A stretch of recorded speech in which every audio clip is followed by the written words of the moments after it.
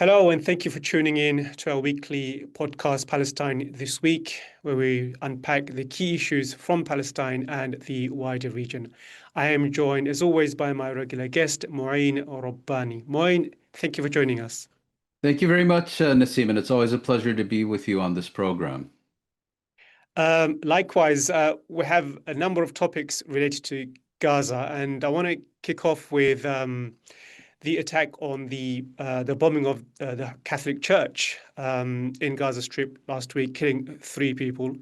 And this is the very church which the late Pope Francis used to call nearly every single day. And there's been a massive backlash as a result of that. Um, Partly because I mean, there is underlying racism here because, over 1,000 mosques has been destroyed, schools, not to mention hospitals as well. There hasn't been condemnation from people like Maloney or some of the people on the right of MAGA, American Trump supporters, that is. But in this case, many have come out and condemned the attack on the church. And I think, of course, exposes the obvious hypocrisy. But the question being is that, if you want to stop the genocide of Palestinian Christians, you have to stop the genocide of Palestinians overall, not just single out your appeal and for protection for Palestinian Christians. So talk about that, and also talk about the fact that, there is this growing awareness that Christians are being bombed, not just in the West Bank, Gaza, but also in the West Bank, which we'll get to later on. But let's begin with the situation in Gaza itself and the attack on the church. Well, all relevant points. I believe part of Israel's problem is, well, it has multiple problems with this bombing.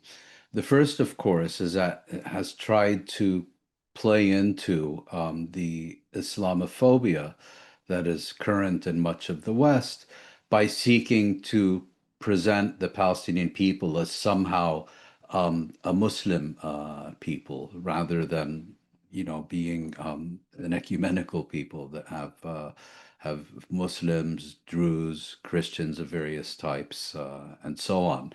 And so bombing a church, killing a few Palestinian Christians, and injuring the priest with whom the late Pope Francis was having daily telephone conversations kind of contradicts the image you're trying to project of, this is a war being waged against fanatic Muslim hordes who have decided to call themselves Palestinians.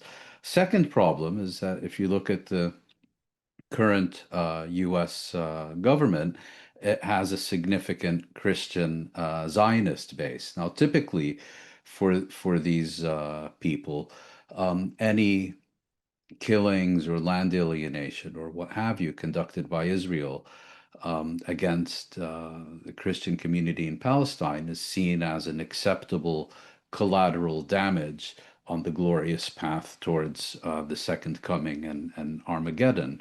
But it's also based in significant part on ignorance that people often don't even know Palestinian Christians exist. And given that Israel has sought to present itself as the only country in the world where Christians are safe, somewhat clashes. That image it's trying to project is somewhat undermined when you're bombing churches and killing Christians in the Gaza Strip. And this bombing took place. Trump apparently called Netanyahu about this, and as might be expected, Israel's initial response is, oh, this was all a mistake. It wasn't a bomb, it was bomb fragments. They know exactly what they're doing. Did they just discover where this church is? It wasn't fragments, it was a bombing. They were aiming for it.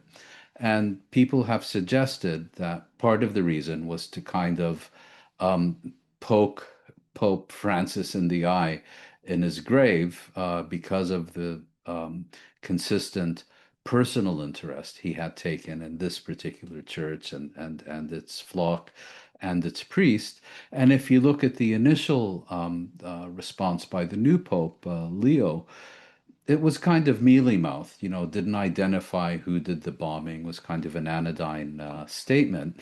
But his statements have gotten increasingly strong over the days. So Israel has a problem on its hands, which it has tried to minimize or dismiss by saying, this is all a misunderstanding. We didn't intend to do this. It was just bomb fragments. And typically it gets away with these things. I mean, often, if you'll remember, Israel will, kill a child or a teenager in the West Bank. Journalists will go to the Israeli government military spokesperson's office and ask what happened. The response will be, we're looking into this and we're investigating. And then the headline the next day, Israel investigating death of Palestinian in West Bank. And that's the last you hear of it, because they never follow up and ask, did you actually conduct an investigation? If you did, what were the results? Is anyone being held accountable for this killing and so on? In the Western press, simply being told by spokesperson for the army that they're looking into it or conducting investigation is enough to close the matter. And I suspect, although there was a higher level of interest and outrage in this case, I think it can also be considered as yet another horrific incident that is being forgiven and forgotten by Israel's sponsors in the West, and of course also in the Western media. And you mentioned at the beginning of your answer that many will not know there are Palestinian Christians. I think it's probably worthwhile then to use this opportunity to educate those who don't know. Palestinian Christians are quite a sizable number. Some of the founders of Palestinian resistance movement, like George Habash, was a Palestinian, and he founded the Popular Front for the Liberation of Palestine, which became a designated terror organization under various governments, I think the US as well. But historically, Christian Arabs, Palestinian Christians were key players in, first and foremost, the Arab nationalism and also in the resistance against Israel and Zionism. So maybe I think we should use that time to educate our viewers the significant role Palestinian Christians have played in resisting Israeli occupation, to kind of debunk the myopic narrative which many of the Christian nationalists and Americans have, that this is a war between Christians and Muslims. I think it debunks that. Yeah. Well, people tend to look at the Middle East and think that everyone is governed by their primordial loyalties. In other words, if you belong to a certain religion or sect, if you come from a particular region, if you belong to a particular clan or tribe, then that and that alone determines how you respond to reality, what your political positions are, and so on. But of course, that's not the case. I mean, let's remember, Christianity originated not in Michigan, but in Palestine, and so it's this is the world's oldest Christian community. The first Christians emerged in Palestine. Jesus Christ was born and raised and was crucified, and according to Christian tradition, was resurrected in Palestine, not in Italy or Denmark.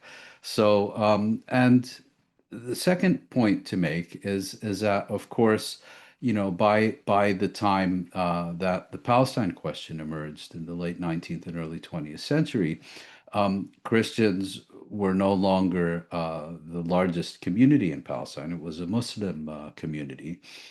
What distinguished the Christians, who at the time formed, I believe, roughly 10 to 15% of the total population, is that they were disproportionately urban compared to the general population.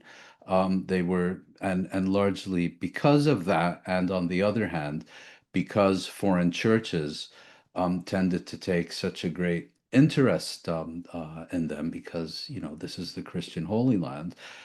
They were disproportionately well educated, and they were disproportionately involved in all aspects of life, including political life. And if you look during the mandate period, there were always very prominent Christian Palestinians involved in the emergence and development of the national movement. And there was often, very close cooperation between Muslim and Christian leaders who often did not respond to this as being Muslim and Christian leaders, but as being Palestinian leaders, irrespective of their religious or regional or family background.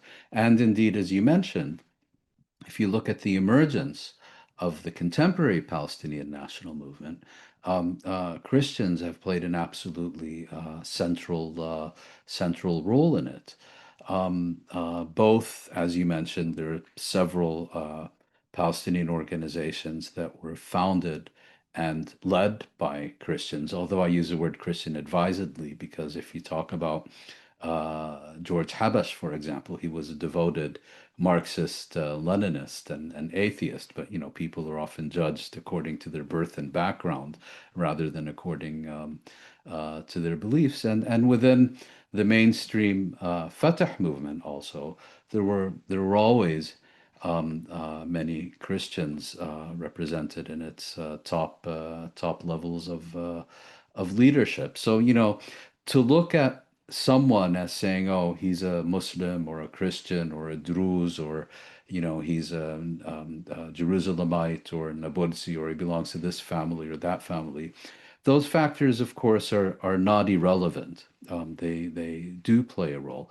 But when you're talking about a national movement in conflict with a foreign occupier, it's also useful to bear in mind that these people, irrespective of their background, whether religious or geographic or family, were acting and responding on a national basis.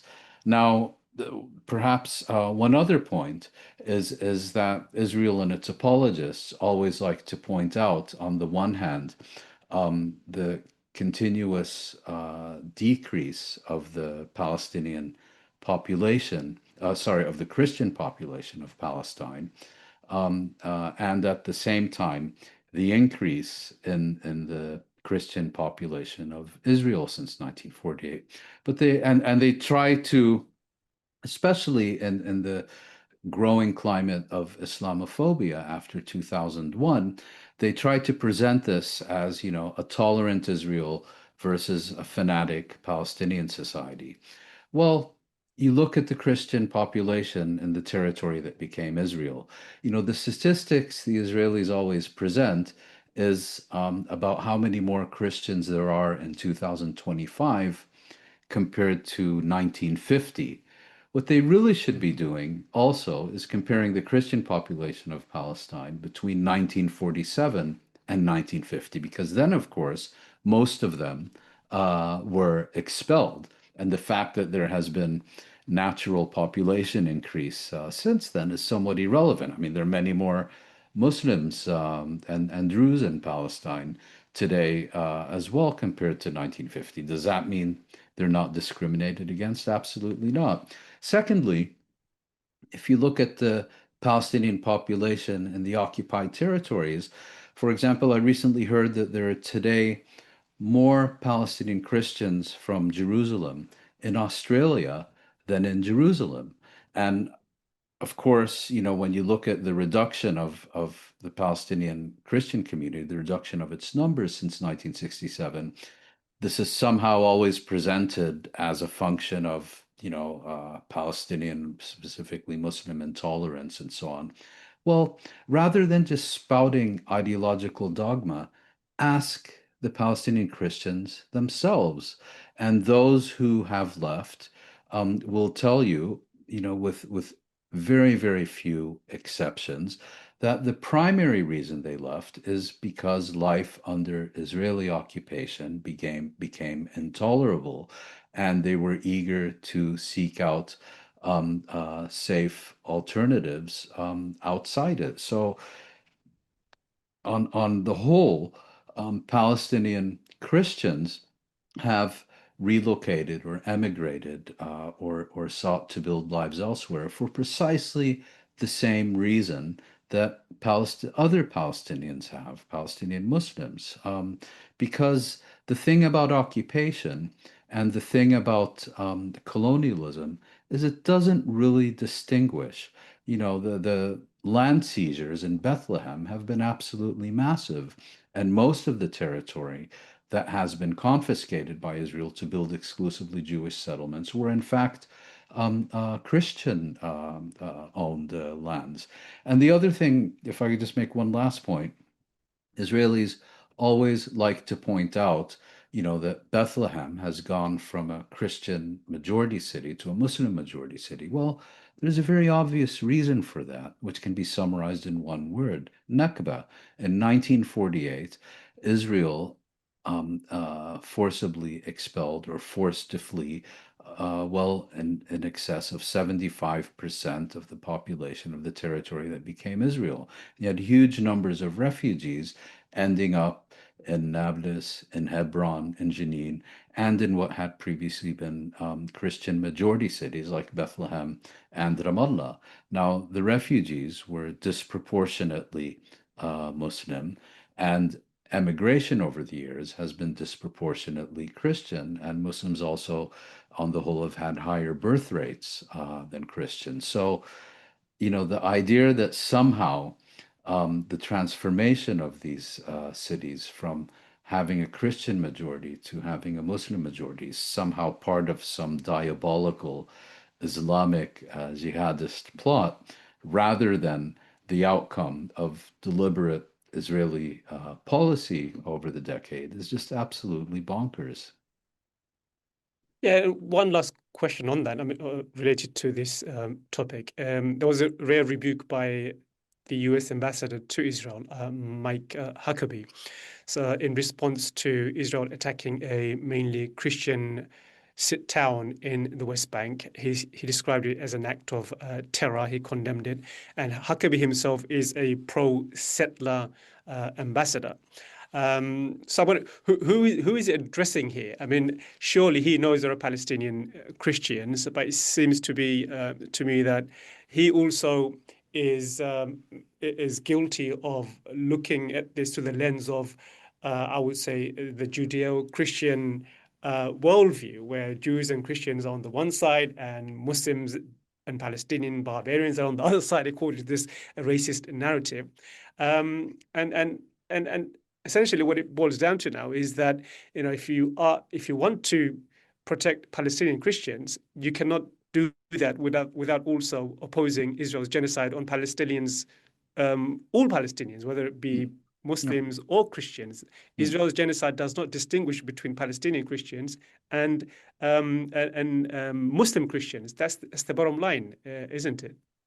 Yeah, and you know, Huckabee is an interesting case. He is an absolutely fanatic Christian Zionist. I mean, among the most fanatic that we've ever known. And for this reason, you know, to cultivate and improve relations with this segment of the MAGA constituency, Trump appointed him Israeli U.S. ambassador to Israel, and he's often been functioning more as the Israeli ambassador to the Trump administration.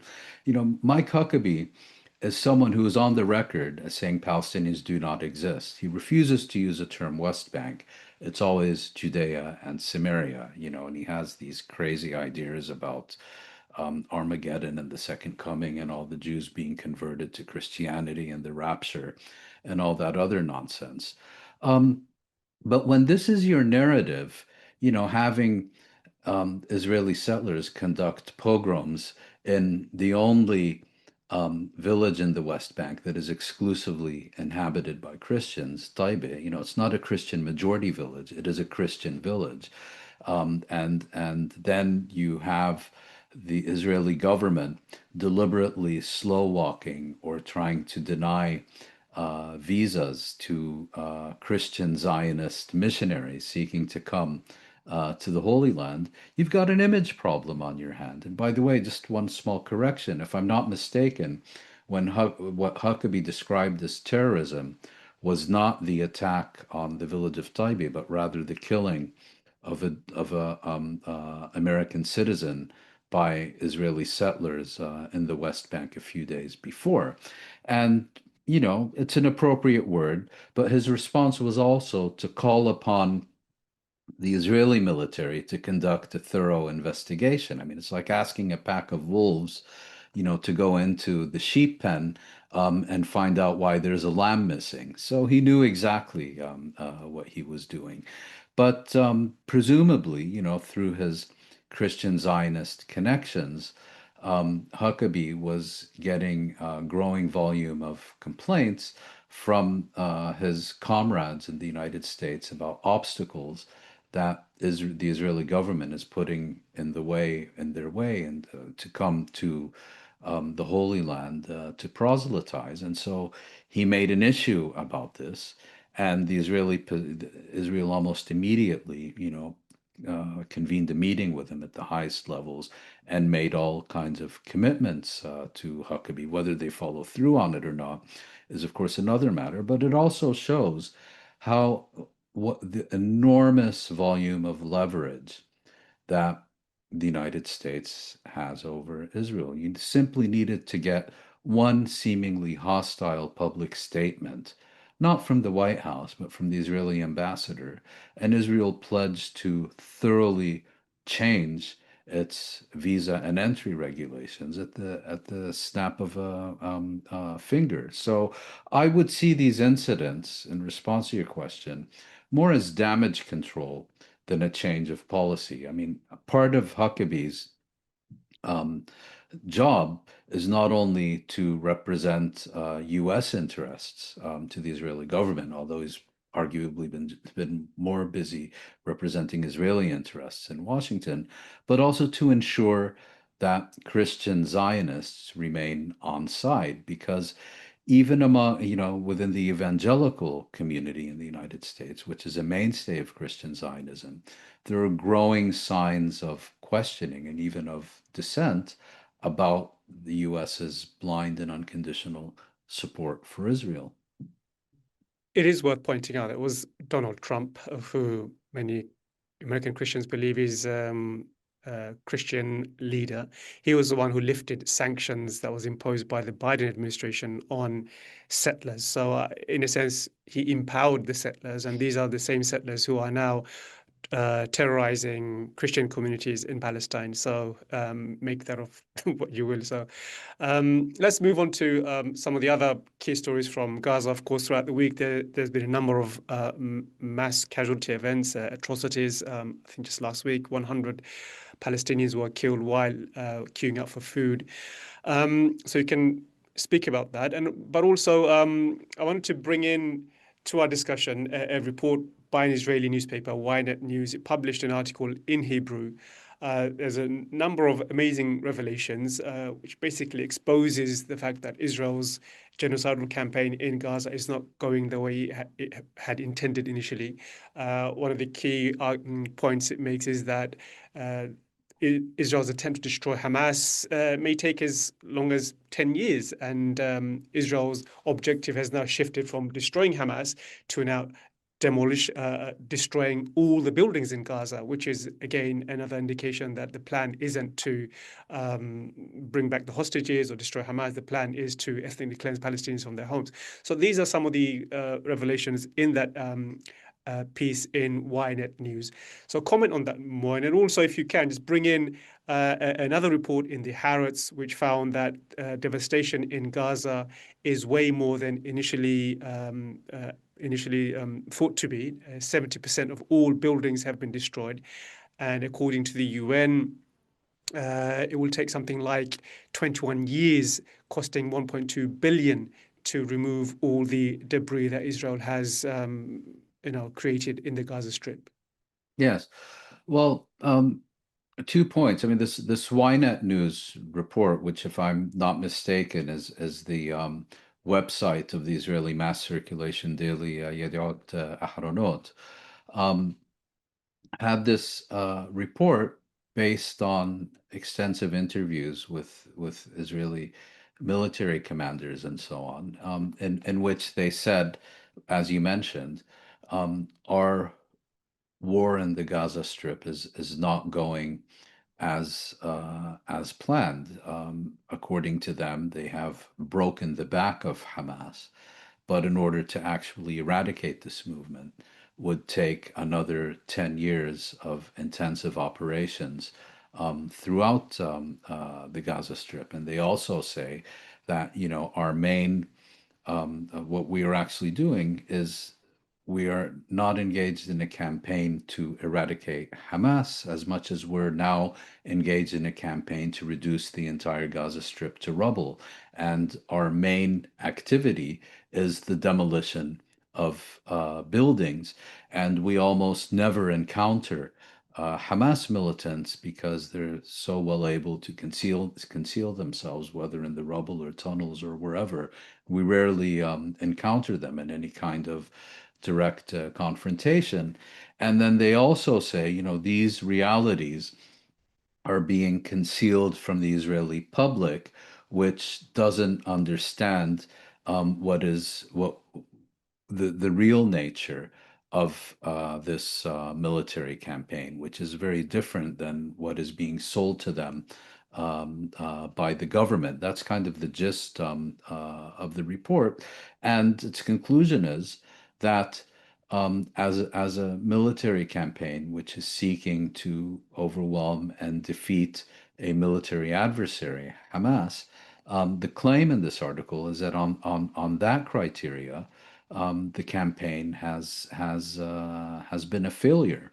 And this is then complemented by this other report you mentioned in Israel's Haaretz newspaper, which confirms that the level of destruction in the Gaza Strip is actually significantly higher than is being reported. And I think this is significant because, as I believe the researcher Matthew Cockerill has pointed out, the level of destruction in the Gaza Strip, not in Gaza City, but in the entirety of the Gaza Strip, is higher than that was experienced in Hiroshima and Nagasaki, the Japanese cities that were bombed by nuclear weapons in 1945. It's worth thinking about this, that Israeli bombs and bulldozers have caused a larger level of destruction than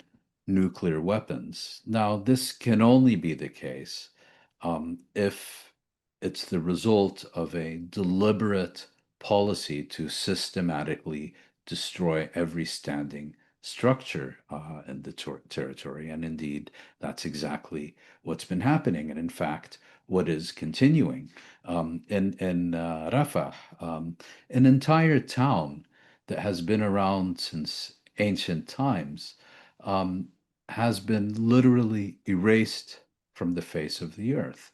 That has also been the case in the two northernmost towns in the Gaza Strip, Beit Hanun and Beit Lahia, especially Beit Hanun. And just to get back to the Ynet report, Beit Hanun is immediately adjacent to the boundary with Israel. It was the first town which Israeli forces invaded in October 2023. They've declared having established full control over it on multiple occasions. And yet, only last week, there was yet another attack in Beit Hanun that resulted in the killing of 5 Israeli soldiers and the wounding of many others. I believe it was Beit Hanun. It may have been Beit Lahia. Forgive me if I'm wrong. But, emphasizes the point that Hamas remains not only capable of fighting and of fighting coherently, but just as importantly, retains the will to continue fighting. And I think there is a realization now that there is no end goal here, and Israel is destroying for the sake of destroying. Israel is committing atrocities which and is out of control, and that realization, I think, is what led to a number of countries, 28 in total, who last week called for an immediate ceasefire. 20 of those countries are Europeans, including the European Union. So talk a little bit about that. Why have they come out now? The US hasn't moved on this. Why have those European countries? To me, when I look at that, I think there is a recognition that Israel's goal has gone completely off rail, that its agenda has completely changed, and it's doing what people like you and I, many others, have been saying for all along, that the end game here is the genocide and ethnic cleansing of Palestinians. And this is the realization. Of course, they cannot come out and say that. The least they can do is call for immediate ceasefire, but not really doing anything about it. Yep.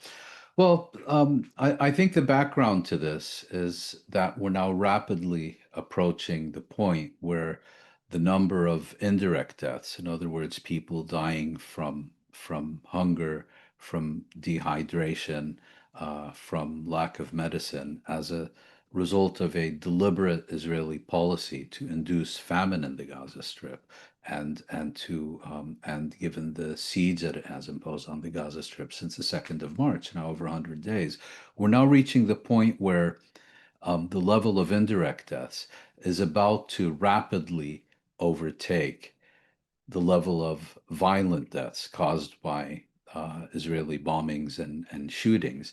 And once you get that situation, it becomes very difficult for Israel's bosom buddies in the West to keep spouting their favorite line, Israel has a right to self-defense, and all the other and all that other nonsense. Once you begin to see dozens, then hundreds, then thousands of people dying of thirst, hunger, and lack of medication, you can't maintain that position anymore, that this is somehow a war and not a genocide, that Israel is engaged in a legitimate campaign of self-defense and so on. And so these 28 governments, yesterday, I believe on Monday, put out a joint statement calling for an immediate ceasefire, an immediate end to the Gaza war, demanding that Israel permit the entry of urgently needed humanitarian supplies and so on. My comment about that is that it is an absolutely meaningless statement. And I would, in fact, give more credit to the Trump administration, which at least had the decency and honesty um, not to give a damn, nor to pretend to give a damn, than these 28 governments that put out a statement which is essentially hot air, because while they're putting out this statement, they're continuing to send weapons to Israel. In the case of Britain, it's continuing with its intelligence overflights over the Gaza Strip. In the case of the European Union, it has taken a decision that it sees absolutely no need to take any punitive measures against Israel or to suspend or even limit Israel's extensive trade privileges within the European Union. So when you have all this enormous leverage and you basically publicly advertise that as a matter of principle, you are not going to use that leverage, this all becomes a sham and a diversion. I think what's going on here is these governments are confronted by growing outrage from their own constituencies, from their own voters, and therefore believe that they have to be seen to be attempting to do something. But, making statements almost 2 years into a genocide, and next to that, not only not doing anything to stop it, but continuing with business as usual, which for Israel is absolutely essential to continue with its genocide, it's worse than meaningless, because it, rather than, as in the American case, making clear that they're fully behind Israel and don't give a damn about these things, what these 28 governments have done, led by many European governments, is seek to present a false image that this is actually of concern to them, that this is actually something they care about. Now, the question becomes how many of their voters and constituents whose outrage about not only what is happening in the Gaza Strip, but of their own government's complicity with what is happening in the Gaza Strip. How many of them will be fooled by by this exercise in smoke and mirrors? I suspect not very many. Mm. And to add to that, I think not only have they not used the leverage that they have to stop the genocide. They've instead used the power that they have to crack down on those who oppose the genocide, which we will get to Exactly. later on. Mm. That's exactly what they're doing. And I think this whole issue of whether it isn't a genocide, it was something that was discussed at length by an author of genocide, an expert on genocide, Martin Shaw. So he has a book called What is Genocide? And his new book, which is coming out in November, The New Age of Genocide, Intellectual and Political Challenges After Gaza. So this will be coming out in a few months' time. Mhm. And I think, he basically offers an explanation as to why there has been so much genocide denial, especially on the part of the governments.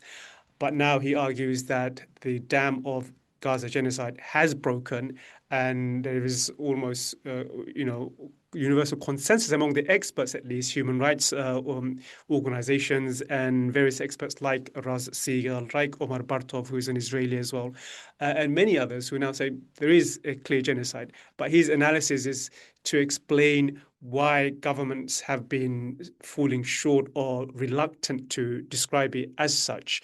And now he argues that we are at a stage where there is a wide recognition, even within the governments and within parts of society which previously would not have recognized what is happening in Gaza as a genocide, but they feel paralyzed. There's nothing they can do about it. So what did you make of that article by Martin Shaw? And I thought it was Yeah, very it was enlightening, in explaining the situation we're in right now. Yeah, it was I think a very interesting and well-written article, which was published, I believe, by New Lines magazine and is freely available to the public and well worth reading. And he basically looks at three forms of genocide denial and has and gives credit to this framework to the late Stanley Cohen, a British Israeli scholar and activist who played a key role in publicizing Israel's use of systematic torture against Palestinian prisoners. And I won't get into the details because it's a fairly complex argument, although I think Shaw lays it out very well. But he points out that there are people who, on the one hand, say simply this isn't happening or this can't be happening. Um, but then towards the end, he points out that the way people are now acknowledging it's a genocide, the key issue is that in doing so, and here I think he's focusing mainly on media and media commentators, the key issue for those who are now finally acknowledging that there is a Gaza genocide is what they're leaving out of the picture is not the role of their own governments in enabling this genocide and of their complicity in this genocide. So the way Shaw explains it, the message that is being sent to readers and viewers who are finally being told, yes, there is a genocide, is one of, but we're helpless to do anything about it because it's something that's happening over there, in which not only do we have no role, but we also have no influence to stop it. And Shaw points out that this is in fact a very pernicious way of approaching the topic because what these media organizations really should be doing is focusing on the role played by their own governments, not only in enabling this genocide, but in not using the means they have to confront this genocide and ensure that Israel stops, maintaining diplomatic relations. In the case of Britain, maintaining these intelligence overflights over the Gaza Strip, which are almost never mentioned in the British media, arms deliveries, and so on. And I think he also points out, if I'm not confusing with another article, but I believe it was him, that you now have in Germany where what he calls anti-Semitism has been elevated to the level of a state religion, so that even discussion of this is heresy. Yeah, and it's a topic we'll get to right at the end. How, as I said, a discussion about genocide or opposing the genocide itself is being criminalized in many of these countries, Germany and the UK as well. And we'll get to those stories. But before we do that, I want to ask you about a couple of events at the ICC, International Criminal Court. We haven't discussed that for a while. Um, the ICC, as we know, is under pressure to scale back, its investigation into Netanyahu and Yoav Gallant. It's been placed under sanctions. A number of its officials and staff have been sanctioned by the US.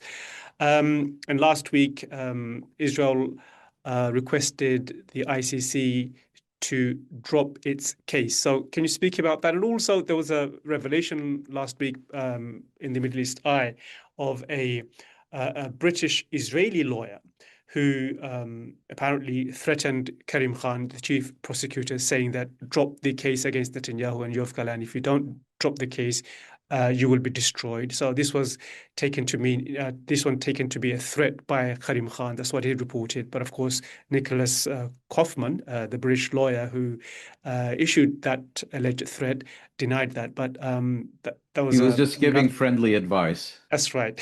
So make of that as you will. As Like any carry good on. mafioso. Yeah.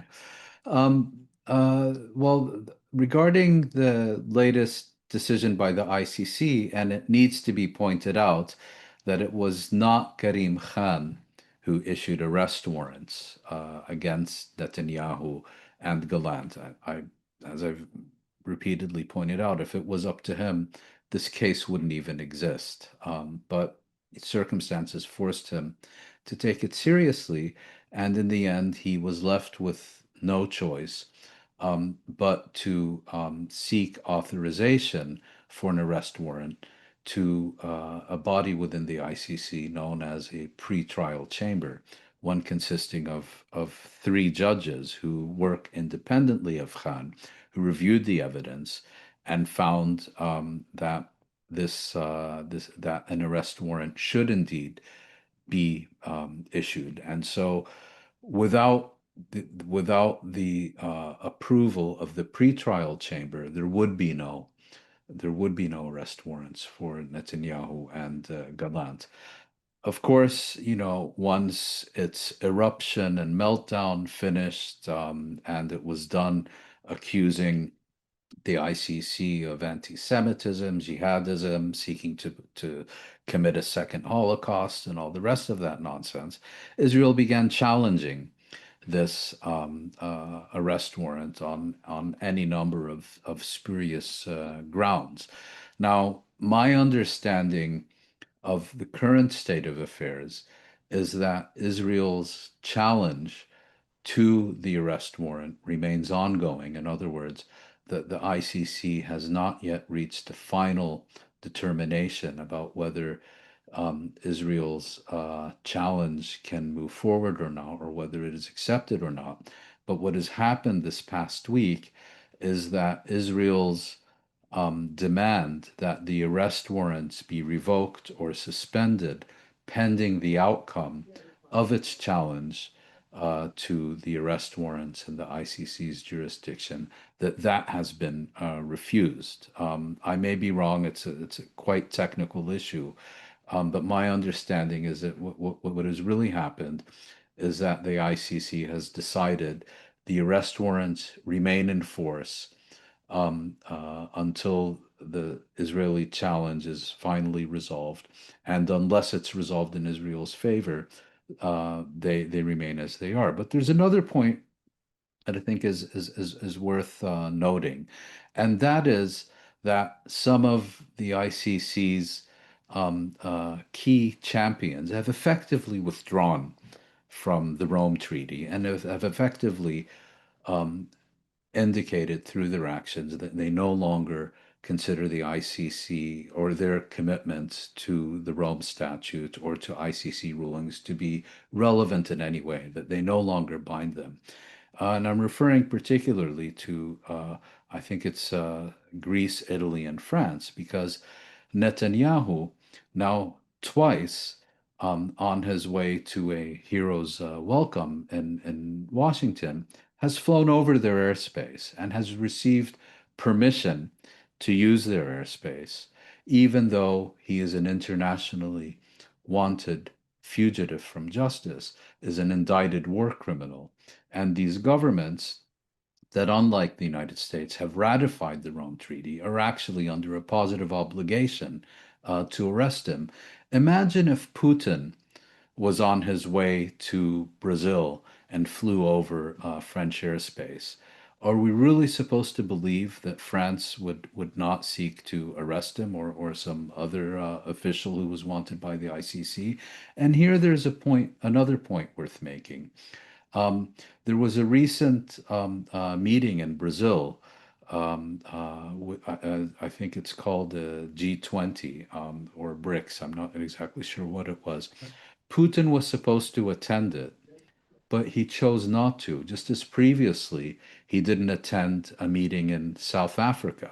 And the reason is because neither of these governments would give him a guarantee that they would ignore their obligations under the Rome Statute and not arrest him and deliver him to The Hague. A very different attitude to these European countries, which basically say the Rome Statute and the ICC are sacred as a matter of principle, but meaningless when it comes to us actually fulfilling our commitments that we've undertaken under these treaties. Um, Before I want to end our discussion with what happened in Syria last week and Israel's role in the bombing and its effort to, I would say, sectarian conflict in the country. But before we do that, let's return to what I spoke about earlier, which is the crackdown on pro-Palestinian activism. We spoke about this 2 weeks ago when the UK proscribed Palestine Action, a pro-Palestine activist group here in the UK, which targeted Israeli weapons manufacturers, direct action group. Overwhelming, generally very peaceful. But of course, as is the case with direct action groups, they cause damage. And of course, under any domestic law, they should be prosecuted for the damages, but not proscribed as a terrorist organization. But the UK has proscribed Palestine Action. And as a result, a number of activists have been arrested, including elderly teachers, your everyday public, who are strongly opposed to the idea that their campaign for Palestine is somehow criminal. So you've got this rise of authoritarianism in the UK and in the US as well. There was a report today which came out which is Tuesday, the 22nd, of Harvard University, kind of, you could say, working hand in glove with the government to suppress pro-Palestinian speech and criticism of Israel. There was this journal it was working on. Pro-Palestinian articles were being published, and in the last minute, it was cancelled, I presume, because of pressure from Trump administration. So speak to those two issues, and generally the rise of authoritarianism in the West undermining their own values to protect and preserve Israel. Well, regarding this latest incident where we learned today that the Harvard Educational Review canceled a special issue on Palestinian education and the attack on Palestinian education, there is no evidence that the Trump administration had any role in forcing this issue to be withdrawn. Rather, it's an instance of what's known as anticipatory obedience. And what happened is that the editors of this journal commissioned a special issue on Palestinian education and scholasticide. They commissioned articles. The articles were written and submitted. They were edited. They went through the entire editorial process, even to the extent of what is often the final step pre-publication, that authors are asked to sign contracts to ensure that the journal is copyright and so on. And then all of a sudden, we learn that the editors, in fact, canceled the entire issue, citing some bogus excuse about the need for additional copy editing and so on. And, rather than ensuring that these additional steps take place, they canceled the entire issue because it was never about additional editing. It was about silencing Palestinian voices. And of course, Harvard has a long history of these things. The author who was asked to write the foreword to this special issue, who's actually doing his doctorate in law at Harvard, Raja Ighbariya, had an article that he had written for the Harvard Law Review, a really landmark article, pulled at the last minute. Of course, we have two faculty members who were basically expelled from their management positions in a Harvard institution. So Harvard likes to present itself as this, tough, uncompromising advocate of academic freedom and free speech and all the rest of it. Um, well, it may have that attitude regarding attacks on its physics department and medical school, but when it comes to Palestine, it is as vile and evil as the worst of them, and it has a long history of doing this. For example, Hillary Rantisi, who was recently fired from the Harvard Divinity School, or rather didn't have her contract renewed. Speaking of Palestinian Christians, she is one, and it seems her unforgivable crime is that she's Palestinian and is not a cheerleader for Israeli genocide. So, Harvard has an absolutely reprehensible record when it comes to academic freedom and freedom of speech concerning Palestinians. And it really shouldn't be allowed to pose and posture as this champion of rights and freedoms, given its actual record. Let's end with the situation in Syria. Last week, Israel bombed parts of Syria in the name of protecting the Druze community there. I mean, it seems to be that Israel is at odds with the US on this. And the US, Trump has been courting Sharia, the president of Syria, and on the other hand, Israel seeks to want to dismantle the country, at least in the name of protecting the Druze, try and cause friction, ethnic conflict, in the hope of, as I said, to break the country up. And I think the US itself is probably frustrated with Israel's behavior. I mean, and there was a report where one of the American officials said that you can't be embarking on a new war every single day. That's more or less the exact quote.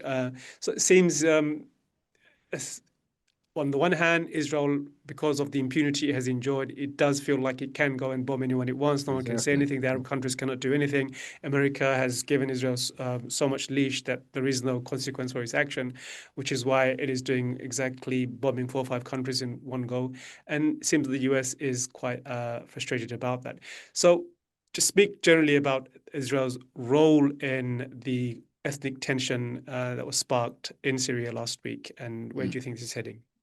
Well, before turning to Israel's role, let's look at Syria itself. So in December, the Assad regime collapsed, was ousted, and the vacuum was quickly filled by a opposition group led by Ahmed al-Shara, which has its roots in Al-Qaeda and the Islamic State. Al-Sharia immediately went out of his way to try to placate Israel and the West. He has become he's not antagonistic to Israel. He wants good relations with the West.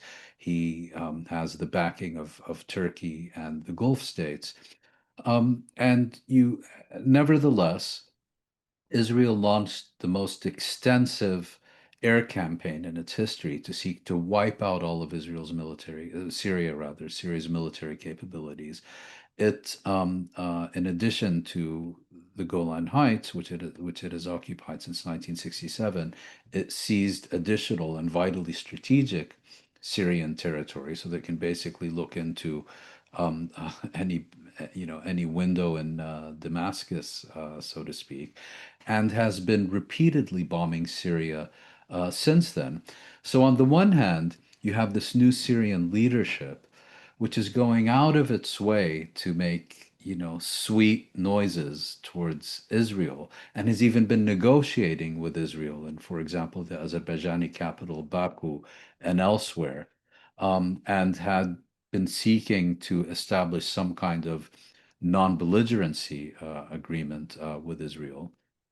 Well, at the same time, there's kind of a fundamental question about the future of Syria. So the United States, the Europeans, and the Gulf states are all in principle in favor of a Syrian central government that is capable of extending its authority over the entire country. And it is in that context in which they have partially lifted sanctions on Syria, have begun providing some assistance to Syria. And Shara for them is also meets their agenda for another reason.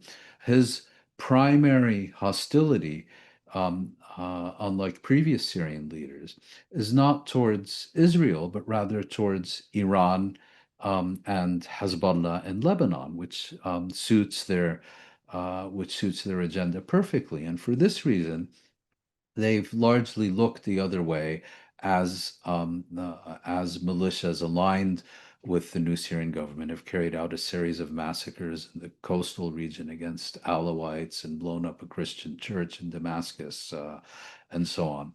Then you have the other vision, let's call it the Israeli vision for Syria, which is basically that Syria shouldn't exist.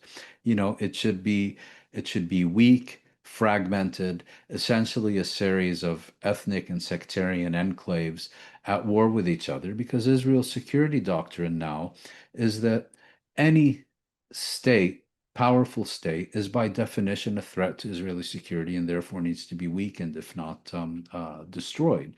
Now, problem from my view, the root of the problem is that the new Syrian leadership fell into this trap because rather than putting forward a vision for an inclusive new Syria in which Syrians, regardless of their ethnic or religious or geographic or family affiliation, will be part of this new Syria.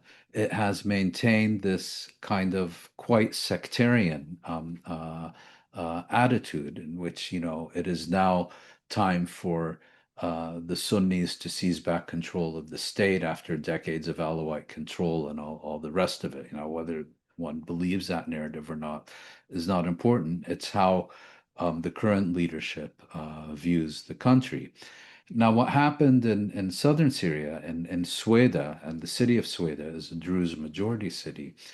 According to some versions, local clashes erupted between Sunni Arab tribes, Bedouin tribes, and Druze militias, in which the government forces then sought to intervene on the side of these tribes.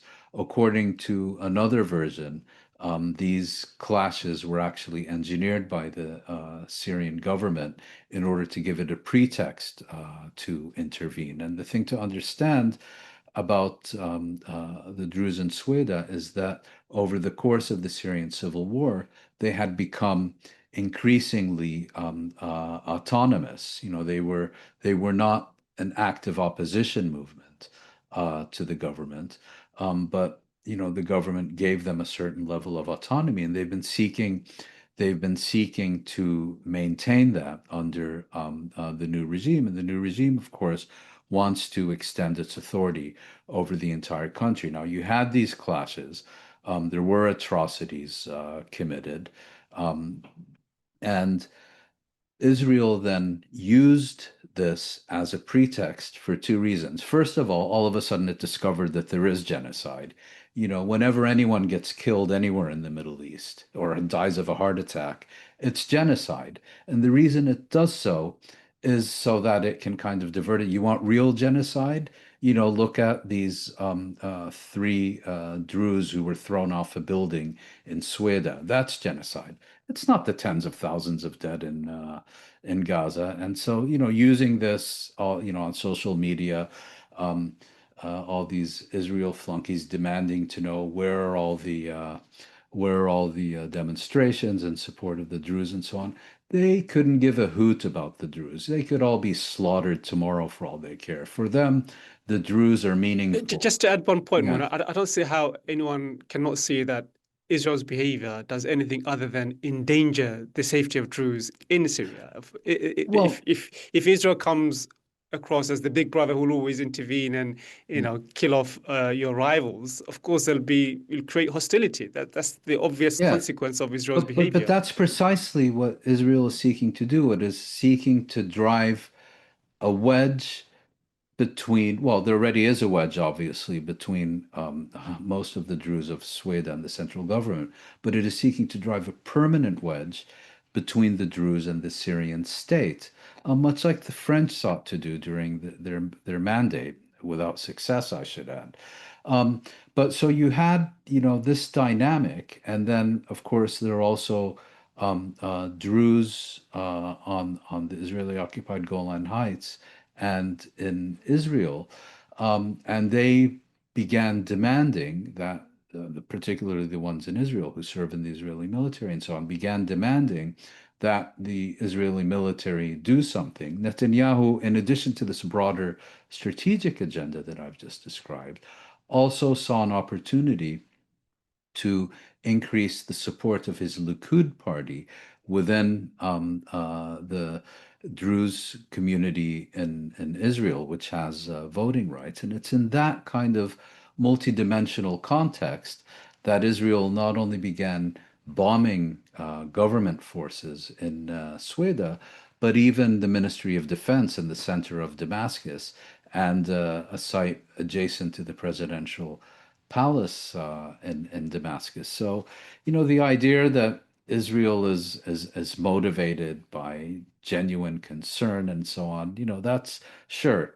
In the propaganda war, that's what's going on. But Israel is being driven primarily by its strategic vision of a fragmented Syria, dismembered into kind of ethnic and sectarian enclaves, a Syria which is too weak to stand on its own feet again, and secondarily by the more narrow political advantages this would give to the government currently in power in Israel. Now, the broader question is there seems to be a clash of interests, if you will, between the United States and Israel, because the United States is in principle for a stronger Syrian central government. And then you have the Gulf states, who are, of course, very close with the Trump administration, who absolutely want Syria to have a strong central government and absolutely don't want Syria to turn into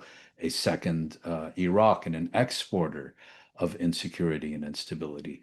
The same goes for Turkey, which is, of course, one of the main sponsors of the current Syrian regime. So, within this kaleidoscope, we'll have to see who gains the upper hand. But clearly, as long as these clashes continue, the main loser is Syria and Syrians, most certainly minorities in Syria, but Syrians as a whole.